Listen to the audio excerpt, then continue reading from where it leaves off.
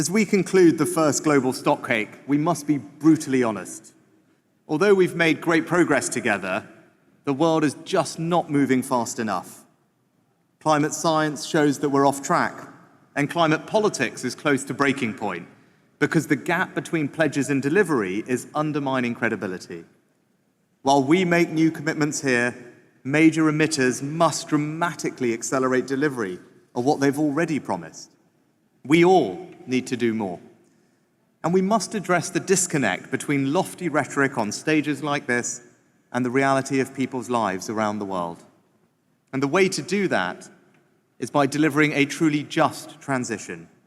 Let me be clear, the United Kingdom is totally committed to net zero, the Paris Agreement, and to keeping 1.5 alive. That's why we've decarbonized faster than any other major economy.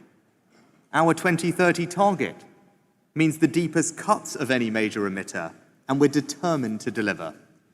But instead of putting more pressure on working people, we're choosing a pragmatic new approach.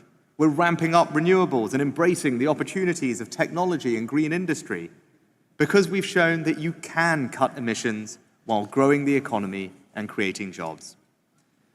Now, those facing the worst impacts of climate change are desperate for the world to do more. So we're also working to deliver a just transition globally, and that means more support for those most in need. The UK is already one of the largest global climate donors, and we're tripling our adaptation finance. I've announced a further £1.6 billion for the Green Climate Fund, the UK's biggest single international climate commitment.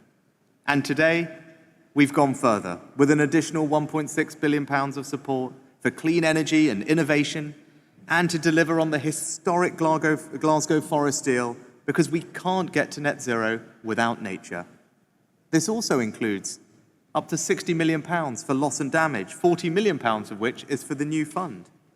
And to succeed, the fund must be open to all sources of support.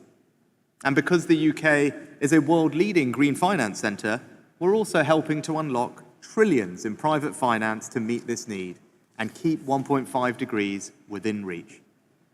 I believe we can deliver here in Dubai, but we've got to work together. The debate is too divided.